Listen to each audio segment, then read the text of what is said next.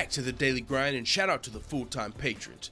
Make sure to hit subscribe if you're new and hit thumbs up if you're not a baby back bagel biting bitch boy, cause you know what time it is. It's full time. MMA. And what is going on, everybody? It is time to look at and break down UFC 232 going down this Saturday, December 29th. Going to be headlined by Jon Jones versus Alexander Gustafsson.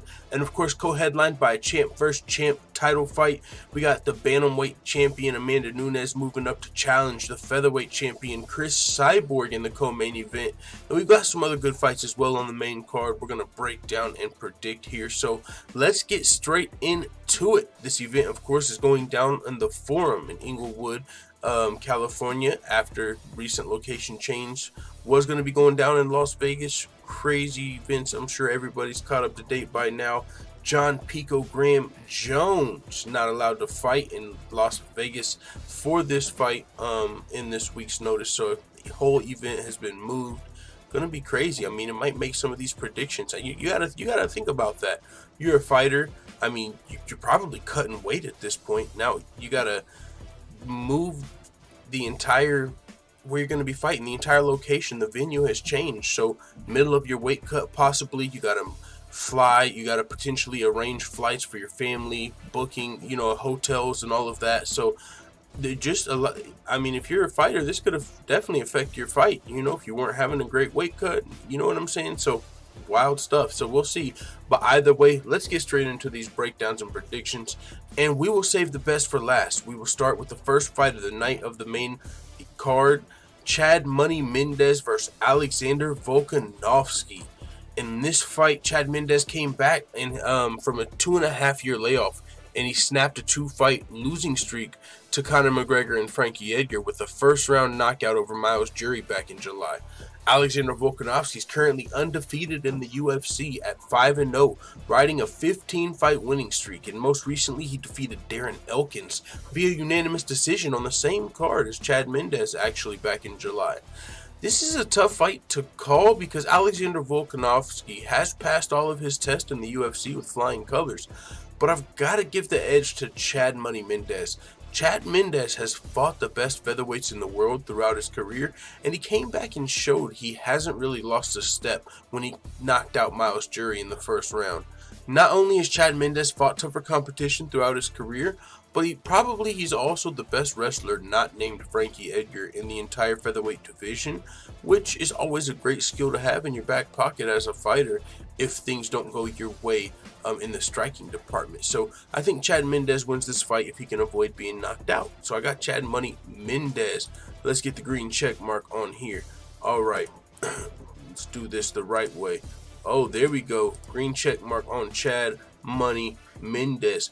All right, let's move to the next fight of the night. We got a light heavyweight battle, potential title eliminator going down between the Sludge Hammer Ilir Latifi and Overtime, aka Beastin 25-8 Corey Anderson. In this fight, man, this is going to be a great fight, and like I said, the potential winner of this fight could be going on to challenge for that light heavyweight title, depending on how politics play out. But both of these guys, actually, Daniel Cormier accepted the fight. He was willing to defend his title, but he told them, go set it up with the UFC, and the UFC booked these guys against each other. So you have to think they're really close to that title fight with the champion already accepting a fight with both of these guys. But he's got to fight Brock Lesnar. You got Jon Jones fighting Gustafsson. So, I mean, there is another #1 contender that could potentially skip these guys. But let's say Jon Jones or Gustafsson, you know, wins their fight, but they have a long medical layoff or something like that. Potentially these guys could, you know, if they have a decisive performance, a first-round KO, something spectacular, then they could potentially jump in line and fight for that light heavyweight title. You know, kind of like we saw Derek Lewis jump in line and fight for the title. We saw Darren Till jump in line and fight for the title. If the #1 contender's not ready, you might get that opportunity. So for sure, this has title implications, I think, in this fight. As far as the breakdown, Ilir Latifi's on he's 5-1 in his last 6 fights. He only lost to Bellator's potential light heavyweight and heavyweight champion if he can beat Fedor, Ryan Bader. So that's the only loss for Ilir Latifi in his last 6 fights, Ryan Bader.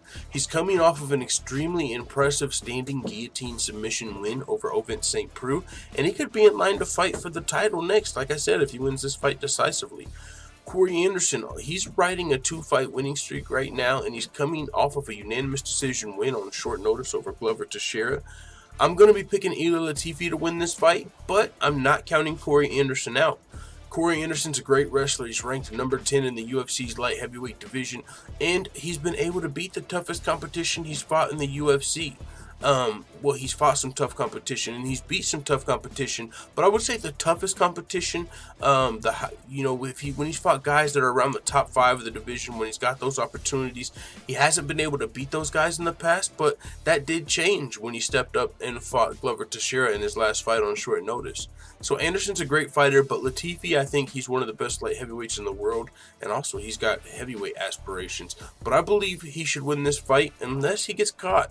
Latifi has fought and beat higher level competition in the UFC, so I'll give him the nod. We are taking Ilir Latifi. He gets the check.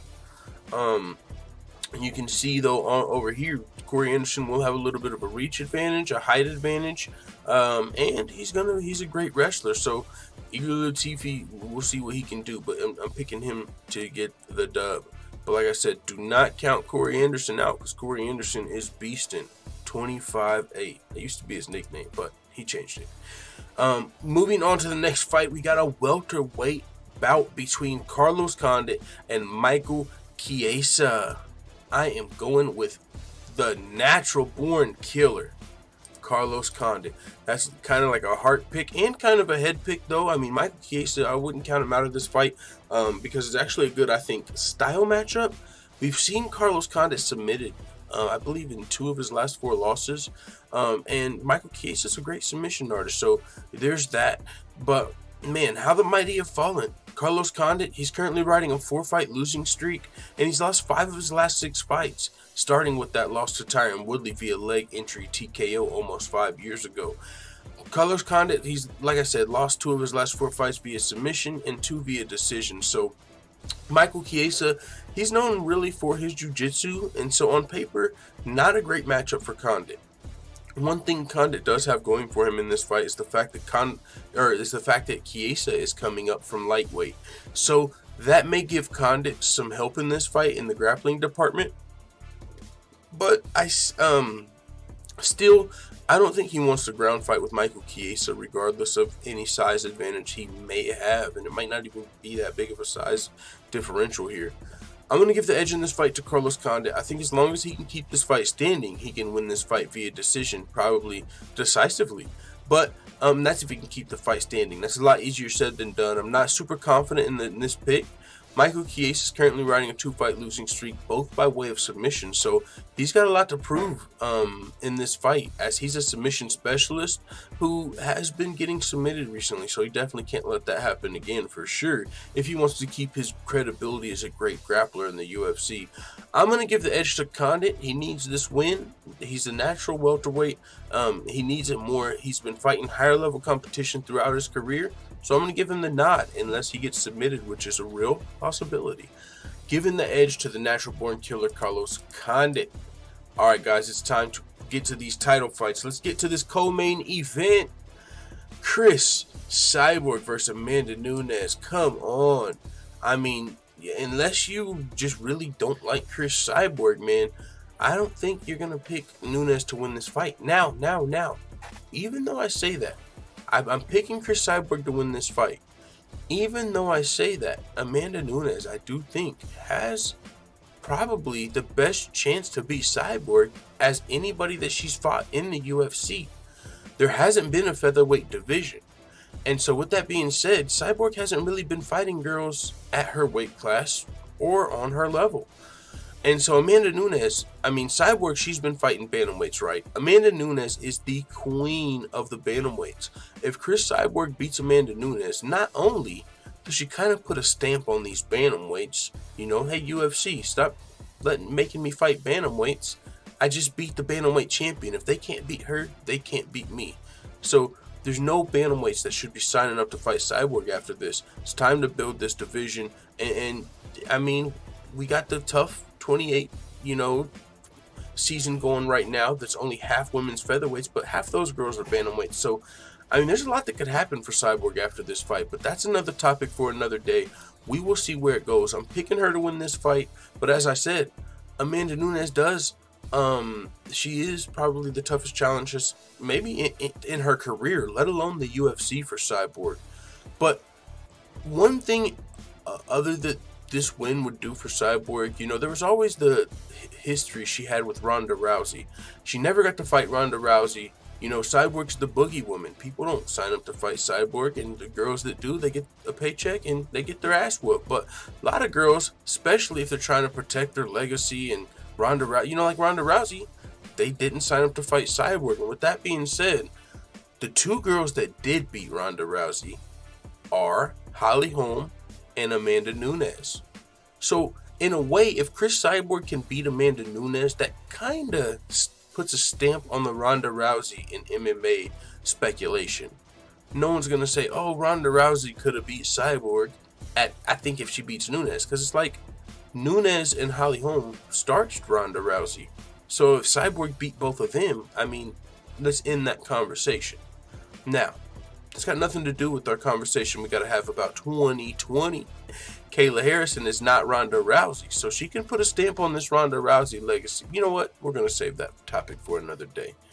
All right, I got Chris Cyborg winning this fight. Amanda Nunes, I think she's going to have some power. And Dennis Espinoza on the panel brought up a good point. Yeah, Nunes is going to have some power, and maybe more power than the girl Cyborg has been fighting. But it's not like she's just coming in here and knocking chicks out in one punch. She's landed some clean shots against Raquel Pennington and in some of her fights, and she didn't knock anybody out with those. So she's probably not going to knock Cyborg out, but that's just one of the possibilities, I guess. Anyone can get caught, and if it's on the button, if it's in the right spot, if you're rocked and Amanda Nunes is able to capitalize before you can recover, that's a possibility. Like Luke Rockhold, when he fought Bisping, you get rocked, and before you can recover, he pounces on top of you. I mean, it could be something like that, but I think that's what it would take. Any other way, I got Cyborg winning this fight. That's my prediction. Let's get to the fight that we're all here for. John Picogram Jones versus the Mauler, Alexander Gustafsson. Oh, Lord, what are we doing here, guys? John Jones is being allowed to fight, even though it's not performance-enhancing. This is who I'm picking, guys. This is who I'm picking. And I do it not with pleasure. I don't even know how I feel about this fight taking place. I'm listening to the science. I'm listening to Jeff Novinsky and Dana White and Joe Rogan and all the people who are telling us, this isn't performance enhancing and shit like that. But honestly, I don't care. I don't care I don't care if it's a grain of salt, cut into 50 million pieces in the ocean. I don't care if it's a grain of salt in the ocean. It doesn't matter. If no other fighters can have Turbinol in their system, John Jones should not be any different. And the fact that there's so much unclear about this pulsing Turbinol, regardless of how little the amounts are, I'm not going to pick against John Jones if he's got that grain of salt in his ocean. I'm just not. Now, I will say this. If John Jones comes in this fight and he looks like he did against Ovince St. Preux, he's going to get mauled. That won't be a good night for John Jones. But as of right now, John Jones has the same shit in his system that he had when he fought Daniel Cormier. And he knocked out Daniel Cormier, who's one of, if not the greatest fighter of all time. So with that being said, regardless of the amounts in his system, I'm going to pick that guy. So we'll see.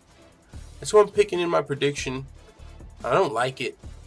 I kind of want Alexander to win just because I don't, the whole lead up into this fight and the drama and the whole, all the fighters having to change location, the fans, the families that were screwed over, like, all because John Jones couldn't fight, and like that just wouldn't happen for anybody else. So I don't like the fact that I'm picking John Jones, but that's who I'm picking, guys. So with that being said, that's my breakdown for UFC 232.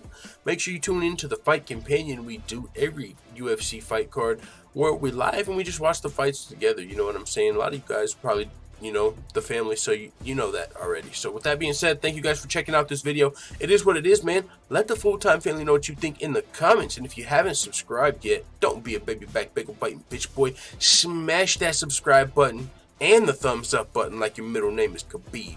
I'm out. Bye, Felicia.